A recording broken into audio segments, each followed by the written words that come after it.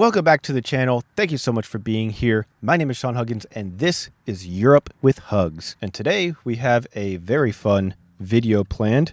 This is why US semi-trucks and European trucks are so different. Which is best? Who has the better semi-trucks? I don't know. I don't know anything about trucks, so this should be interesting. This is from Trucktopia. Check them out, linked in the description as always. But before we start, if you enjoy the video, consider subscribing. We're trying to hit that magical 1,000 subscriber mark, so if you enjoy, it would be greatly appreciated if you subscribed. Also, a like and a comment, all that good stuff. You guys know the deal for the algorithm, all that. You know how it is. But let's waste no time. Let's hop straight into it and figure out which is better, the US trucks or the European trucks. I have no idea. Let's go. Hey, we're diving into the fierce competition between American and European semi-trucks. Oh, wow. Okay, first of all, you can tell the difference right off the bat. The American ones are freaking beefy, chunky boys. Okay, Get ready for an epic showdown of design, power, comfort, and reliability. Oh. Let's start with design and aesthetics. Okay. American semi-trucks manufactured by companies like Freightliner, Mack, Kenworth, and Peterbilt are known for their robust and imposing appearance. Whoa. They typically feature a more muscular and aggressive design, with a larger and higher hood. The front grille is often prominent, showcasing a bold and assertive look. In America, most trucks are conventional with a long nose. Where the engine is placed in the front, the cabs are much bigger and their wheelbase is longer. Okay, interesting. So just overall a lot bigger, it would seem. European trucks, produced by manufacturers such as Volvo, DAF, MAN, Scania, and Mercedes-Benz, showcase a sleek and aerodynamic design. The trucks They don't look aerodynamic. They look really boxy, but very tall. here are all cab-overs, with the engine below the cab. Cab overs. The engine is... Oh, okay. The engine's down here, and then you sit on top of the engine. The American one, the engine's out in front. Oh, okay. So that's the big difference in the design of them. Okay. They tend to have a more streamlined and modern appearance, emphasizing fuel efficiency and reducing wind resistance. Oh, all right. Ultimately, the preference for design and aesthetics comes down to personal taste and regional influences. Some may favor the imposing and rugged appearance of American trucks, while others appreciate the sleek and modern design of European trucks. Both styles have their own unique charm and appeal, catering to different market preferences and transportation needs. If you want to know why America stopped making cab-overs, click the link below. Oh, Engine performance. maybe I'll check that out. The four major engine manufacturers in the U.S. are PACCAR, Detroit, Mack, and Cummins. Also, a lot of Caterpillar truck engines are driving around in the U.S., but they stopped manufacturing on-highway engines in 2010 due to increasing emissions regulations. The most sold engine in the US is the Detroit DD15, which is a 14.8-liter inline-six engine with 505 horsepower and 1,750 pounds per foot, which is used on the truck brands I don't know what any of that stuff means. Freightliner and Western Star. Okay. The biggest engines in America is the Cummins X15 with 605 horsepower and the Detroit DD16 with 600 horsepower. In Europe, the brands MAN, DAF, Scania, Volvo, Renault, Iveco, and Mercedes-Benz are available, each with their version of a truck engine. The European engines range from around 440 horsepower to 640. However, Volvo and Scania are separating from the other brands with their massive engines. The Volvo D16K is the world's strongest inline-six engine, with 750 horsepower. Dang! 750 horsepower. Woo! I don't really know what that means, but it sounds like a lot, and it's definitely a lot more than Is available on the Volvo FH models. Also, an option on the European market is the even bigger Scania V8 with 770 horsepower. 770? What was the maximum in America, like 600? Sheesh. Which is the strongest truck engine produced in Europe. Wow. The best performing engines in both America and Europe have a fuel consumption of around 9 mpg to 12 mpg. It's important to note that it's hard to compare the two, as speed limit and weight rules are so different in the two places. The speed limit in America can be anywhere from 55 miles per hour to 85 miles per hour, and a limited gross weight of 80,000 pounds. Okay, let's see. So the speed limit is pretty straightforward, but I'm curious what the weight limit is like between the two. So 80,000 pounds or 36 tons in America. Let's see what Europe is. I'm sure it's different all over Europe, but just in general, let's just see. Where the speed limit is 50 miles per hour in almost all of Europe, and limited gross weight can vary greatly per 40 to 44 tons. So actually a bit more in most of Europe, but slower speed limits.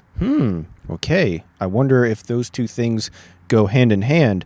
Slower speed may be safer, so you can tow more weight, possibly. I don't know. per country, from 88,000 pounds to over 200,000 pounds.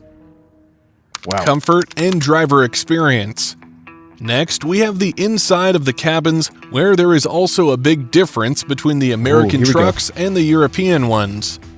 When looking at design, it's often a matter of preference. Some think one thing is looking good, and some like something else. Of course. However, it cannot be argued that the interior of the European trucks is somewhat more modern to look at than... Okay, let's see. Okay, wait, hold on. Let's go back. Okay, here's the European. This is the European style. Okay, yeah, it definitely, a lot of these dashboards and stuff, lots of buttons all over the place, and some nice screens and stuff. It looks definitely a lot more modern, and it looks like it could be like in a plane, like a fighter jet. Almost. Argued that the interior of the European trucks is somewhat more modern to look at. Okay, here's the American ones. Yeah, definitely way less modern looking from America, for sure. Than the American ones. Definitely. That doesn't mean they're better, but they are significantly more modern.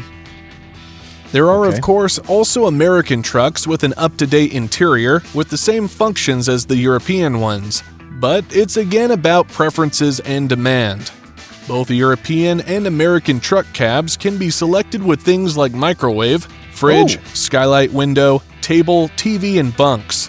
But there is Yo. simply more space in Dude, that's awesome. You can have like your own little apartment in the truck. That's sick. the large American cabs, where you can also choose things like a wardrobe, a sitting area with a table, side window, and in some, even a Wow. toilet. So when it comes to interior Dang, so you can really have a nice little apartment.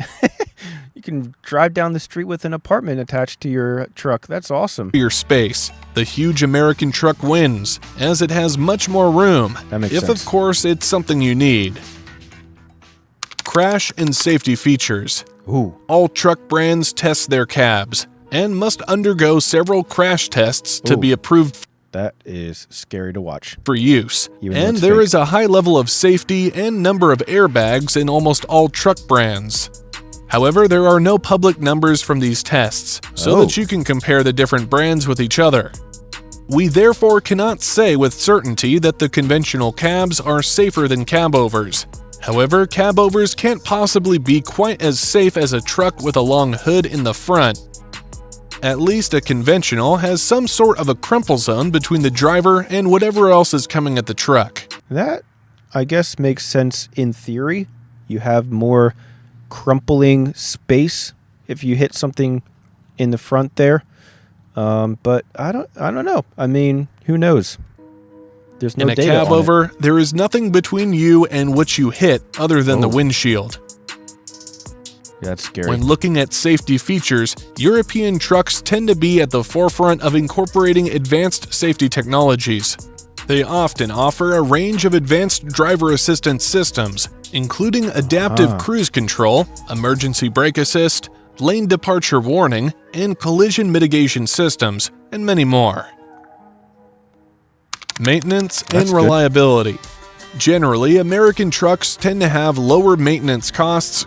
Whoa, American trucks have lower maintenance costs. That's shocking. Actually, I would have expected that the European ones would be better quality, so they're made better, so they have lower maintenance costs.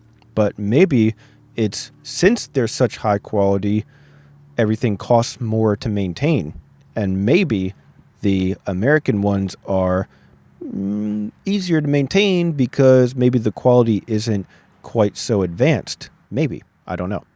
I'm speculating because I don't know anything about trucks. Compared to European trucks, American truck brands often prioritize simplicity and ease of maintenance, that's probably which why. can result in lower repair and maintenance expenses. American truck brands typically have an advantage in terms of parts availability, especially within the United States.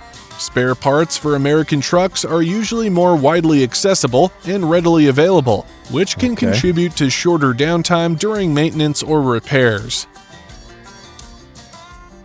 European truck brands are often at the forefront of technological advancements in the industry.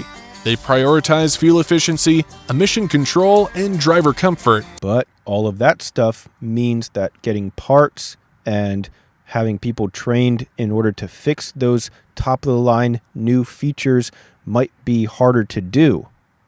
So that makes sense. Incorporating advanced features and technologies into their trucks. While this can enhance performance and efficiency, it may also introduce more complex systems that require specialized maintenance and repairs. In the end, what type of truck and engine, as well as how, where, and who drives it, as well as what it drives, is of great importance to determine the level and cost of maintenance and reliability. True. Oh, here we As go. we have now learned, both American and European trucks each have their advantages. In addition, they are each individually adapted to the environment in which they operate and the demands by the associated customers. You can therefore not say which one is the best, as they are each the best in their own market. If the big and long-nosed American truck were to drive on some of Europe's small curvy roads, it would go terribly wrong. Likewise, the square shape of the European trucks would use far too much fuel if they had to keep up with the high speed that the American trucks are allowed. This was Right. American versus European semi-trucks. Which is your favorite and why? Wow, okay, very interesting insights here. Like I said, I don't know anything about trucks. I just saw this video, Europe versus American trucks, and I was like, let's see what's up. Let's see what's going on with these guys. So yeah, it seems like each of them fit into their systems and their laws and regulations and cultures a little bit better than if you were to switch them. So at least we have that going for us. Definitely hard for me to say which one is better, but I guess I would probably choose the European style because I like the way that all the buttons looked in the cab, and that's what matters most, right? The way that it looks, the buttons, right? Anyways, I'm curious what you guys have to say about it. What do you think? Let me know your thoughts. Leave a comment down in the comment section below. And like I said, if you enjoy the video, consider subscribing. It would be greatly appreciated. It helps the algorithm, which helps the channel. Drop a like, drop a comment, subscribe if you like the video, all that good stuff. You guys know the deal. That's all the time that I have for today, though. So thank you guys so much for being here. And I'll see you guys next time. Peace.